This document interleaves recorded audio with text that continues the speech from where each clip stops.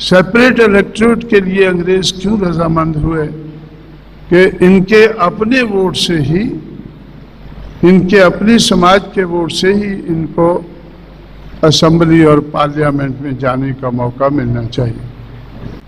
लेकिन ये सब कुछ तो नहीं हुआ। 1932 में सेपरेट इलेक्टोरेट हमने पूना में गंवाई। जुलाई 1942 में नागपुर में बाबा साहब ने शेड्यूल कास्ट फेडरेशन की मीटिंग में ऐलान किया कि मैंने दूसरा रास्ता ढूंढा है। जब हम सेपरेट इलेक्टोरेट नहीं पा सके हैं तो सेपरेट सेटलमेंट का रास्ता मैंने ढूंढा है और अंग्रेज़ों को रजामंद किया है कि सेकेंड वर्ल्ड वार ख़त्म होने के बाद हमारे लोगों के सेपरेट सेटलमेंट बनाए जाने चाहिए। अंग्रेज़ों ने मुझसे कहा है कि 20 साल के अंदर हम ये काम पूरा कर देंगे और मैंने मान लिया है कि जो लोग हज़ारों साल से गिराए गए हैं तो 20 साल उनके लिए कोई बहुत बड़ा समय नहीं है। ऐसा नागपुर में बाबा साहब ने ऐलान किया जुलाई 1942 में। लेकिन वर्ल्ड वार ख़त्म हुई, अंग्रेज़ों ने भारत छोड़ने का फैसला किया। पहली स्कीम सेपरेट इलेक्टोरेट की फेल हुई, दूसरी सेपरेट सेटलमेंट की फेल हो गई। जिन लोगों के हाथ में अंग्रेज सत्ता देकर गए उन लोगों से के सामने ये बातें मैं तो जानता नहीं हूँ, आप में से लोग जानते होंगे कि उन लोगों के सामने ये सेपरेट इलेक्टोरेट और सेपरेट सेटलमेंट की बात बाबा साहब ने रखी या नहीं रखी। स्टेट्स एंड मिनॉरिटीज से पता चलता है कि उन्होंने धीमी आवाज में उन्होंने सेपरेट इलेक्टोरेट की बात तो रखी। जिन लोगों ने 1932 में नहीं मानी तो 1946 में भी नहीं मानी।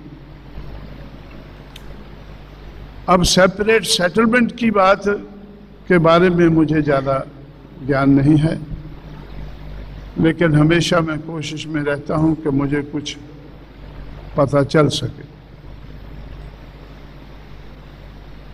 और आजकल मैं बहुत तेजी से कोशिश कर रहा हूं कि मुझे कुछ पता चल सके कि बाबा साहब क्या सोचते थे सेपरेट सेटलमेंट के बारे में। आजकल मैं क्यों सोचता हूं ज़्यादा कि बाबा साहब जिंदा नहीं रहे, लेकिन जो लोग देहातों में दुखी थे, जिनकी ज़रूरत थी सेपरेट सेटलमेंट की, उन्होंने वो ज़रूरत अपने आप पूरी की। कैसे? देहात छोड़कर वो शहरों में आ बसे। इस हालत में गंदे नालों के किनारे, रेल की पटड़ी के किनारे, सड़कों के किनारे, ऐसी ऊंची नीची जगह जहां लोग रहना पसंद नहीं करते, वहां वो देहात छोड़कर सेटल हो गए। इसलिए आज गवर्नमेंट के आंकड़ों से पता चलता है कि ऐसे 15 करोड़ लोग हैं।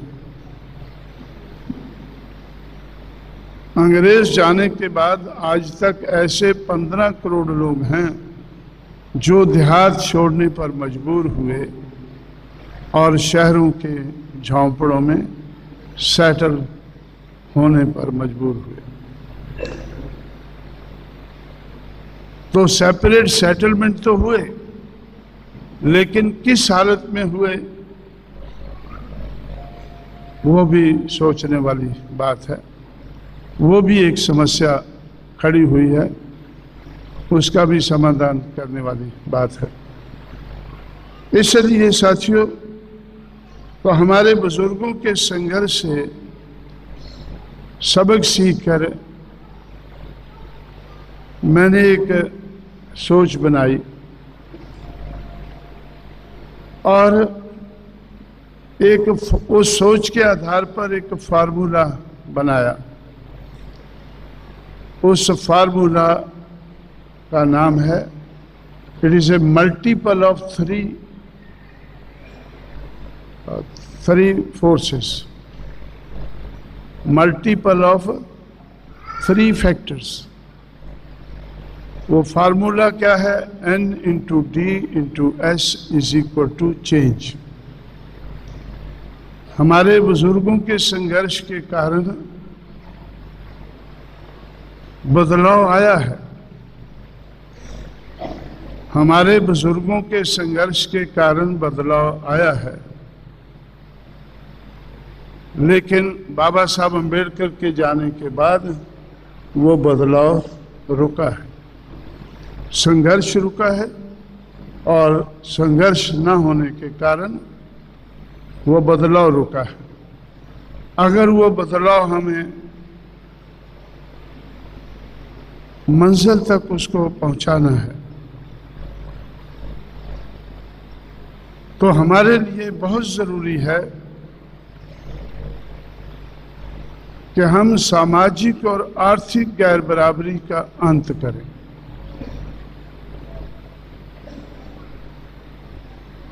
जब ये कॉन्स्टिट्यूशन बना, संविधान बना,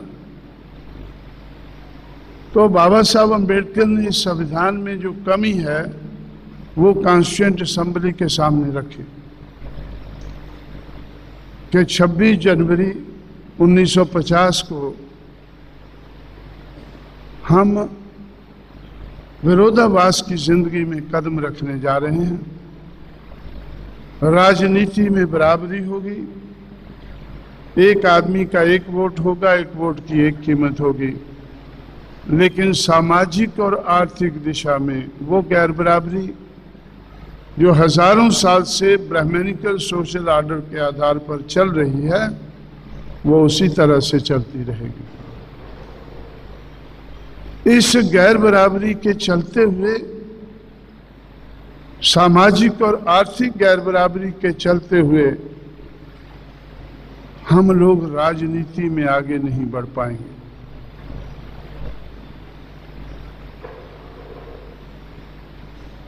यही मैं महाराष्ट्र से देखकर सीखकर उत्तर भारत में गया कि ये लोग राजनीति में आगे क्यों नहीं बढ़ पा रहे हैं, क्योंकि जिस समाज को ये बेस बनाकर चल रहे हैं वो समाज सामाजिक दृष्टि से और राजनीतिक दृष्टि से गिरा हुआ समाज है, गिराया हुआ समाज है। सामाजिक दिशा में, आर्थिक दिशा में गिरा हुआ रहने के कारण जो लीड कर रहे हैं इस मूवमेंट को, उनका काम मुश्किल है और उस मुश्किल को सामाजिक और आर्थिक दृष्टि से गिरा हुआ समाज समझ नहीं रहा है। मैंने उस बात को समझने की कोशिश की, मैंने उस बात को समझने की कोशिश की और समझकर हल ढूंढने की कोशिश की। इसलिए उस वक़्त मैंने महाराष्ट्र में रहते हुए ही बामसेफ नाम का संगठन बनाया था। क्यों? जो मैंने फार्मूला बनाया N into D into S is equal to change, उसमें बाबा साहब के ज़माने में N और D तो थे, लेकिन S बड़ी मुश्किल से वो पैदा करते थे और अंग्रेज उनकी बात को सुनकर समझकर हमारे समाज को न्याय देने की कोशिश करते थे। लेकिन मुझे ऐसा लगा कि बाबा साहब अम्बेडकर की कोशिश के कारण आज समाज के पास ऐसा है, आज समाज के पास स्ट्रेंथ है। जो स्ट्रेंथ फुले के पास थी, जो स्ट्रेंथ शाहू के पास थी, उस स्ट्रेंथ का सहारा लेकर जो उन्होंने मूवमेंट को आगे बढ़ाया, जो स्ट्रेंथ बाबा साहब के पास नहीं थी, जैसा तैसा करके थोड़ी बहुत स्ट्रेंथ पैदा करके उन्होंने मूवमेंट को आगे बढ़ाया। लेकिन बाबा साहब अम्बेडकर के संघर्ष के कारण, फुले शाहू अम्बेडकर के संघर्ष के कारण इस समाज में स्ट्रेंथ पैदा हुई है। इस समाज में स्ट्रेंथ पैदा हुई है, लेकिन बिखरी हुई है। अगर इस बिखरी हुई स्ट्रेंथ को इकट्ठा किया जाए तो N into D into S is equal to change, तो हम चेंज की तरफ बड़ी तेजी से आगे बढ़ सकते हैं।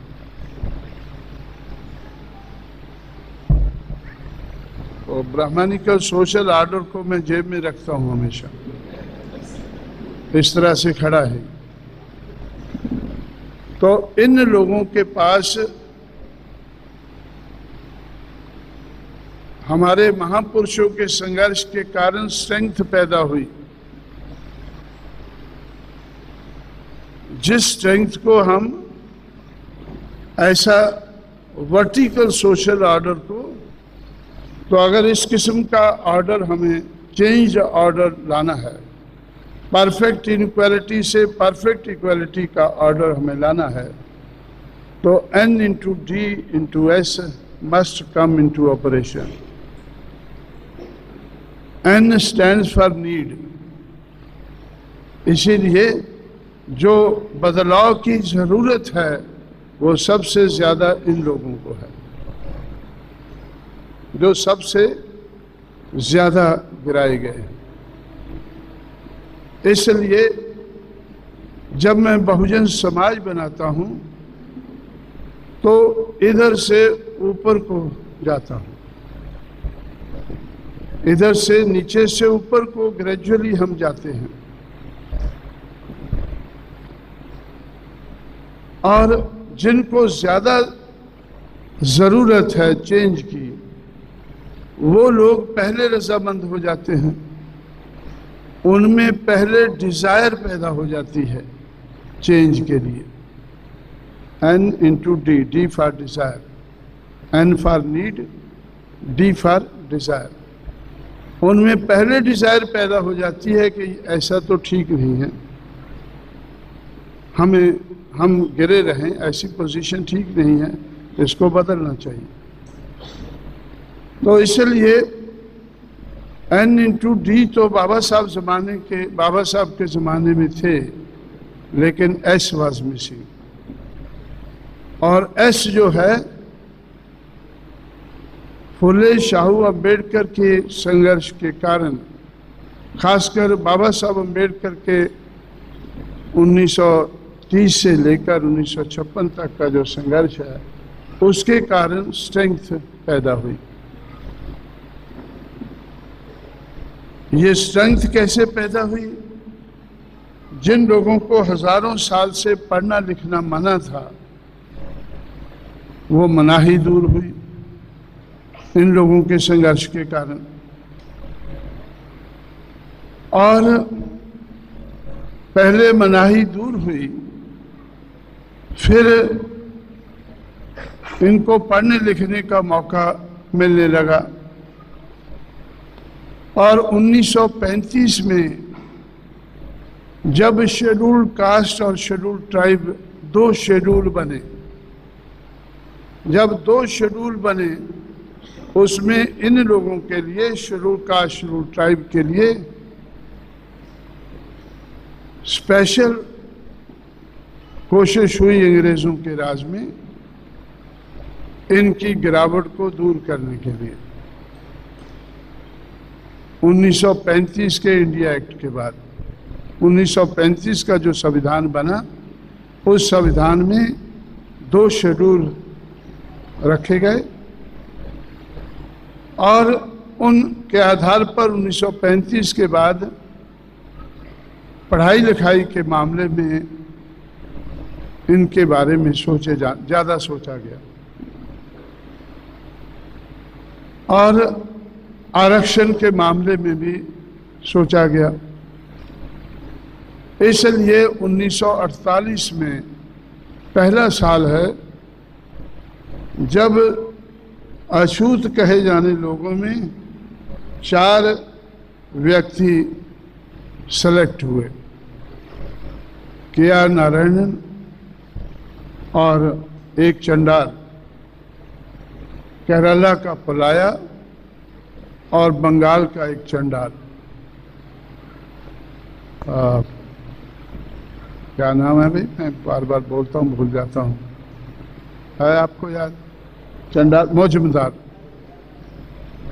बंगाल का चंडाल जिसका नाम मौजूमदार है, आज भी जिंदा है, मेरे से कभी कभी मिलता रहता है, और के.आर.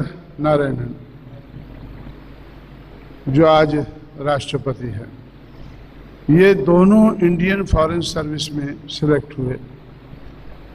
पंजाब के 2 चमार, एक आईएएस में और एक आईपीएस में सिलेक्ट हुए 1948 में। उसके बाद 1949, 50, 60, 56, 1962 तक इनका नंबर बढ़ता गया। 1962 का पहला साल है जब 22.5% कोटा जो रिजर्वेशन का था वो पहली बार पूरा हुआ। 1962 के बाद आज तक वो कम नहीं हुआ है, ज्यादा ही होता रहा। इसलिए आज ब्राह्मण जो इस देश का हुक्मरान बना अंग्रेज जाने के बाद, उस हुक्मरान का जो हुक्मरान लोग थे, उस जाति नहीं, ब्राह्मण को क्या बोलते हैं, ये 4 वर्ण, ब्राह्मण का जो वर्ण है, उस वर्ण के लोग तो बहुत ज्यादा तेजी से आगे बढ़े। लेकिन शेड्यूल ट्राइब के लोग उनसे दूसरे नंबर पर आगे बढ़े। आज 30 लाख से ज्यादा पढ़े लिखे कर्मचारी हैं जिनको पढ़ने लिखने का मौका ही नहीं मिला, बल्कि जो बाबा साहब अम्बेडकर ने संविधान लिखा उसमें सहूलतें भी मिलने लगी। जो हैंडीकैप लोग थे वो प्रिविलेज्ड लोग हो गए संघर्ष के कारण। उस प्रिविलेज के कारण, चाहे वो प्रिविलेज पढ़ने लिखने का है या रिजर्वेशन का है, उसके कारण ये लोग 30 लाख से ज्यादा आज पढ़े लिखे कर्मचारी हैं और ब्राह्मण से दूसरे नंबर पर अधिकारी हैं। तो आज नहीं, आज से लगभग 20-25 साल पहले जब मैं पूना में था तो मुझे ऐसा लगा, उस वक़्त ये लगभग 15 लाख इनकी संख्या होगी। उस वक़्त मुझे लगा कि ये लोगों को हमारे बुजुर्गों के संघर्ष के कारण समाज में ऐश तो पैदा हुआ है, स्ट्रेंथ तो पैदा हुई है, लेकिन बिखरी हुई है। 15 लाख एजुकेटेड एम्प्लॉइज ये पढ़े लिखे हैं, इसका मतलब इनका दिमाग है, इनके पास कुछ दिमाग है, इतना दिमाग है कि कुछ समझने लायक बने हैं, और उनमें से कुछ टीचर भी बने हैं, समझाने लायक भी बने हैं।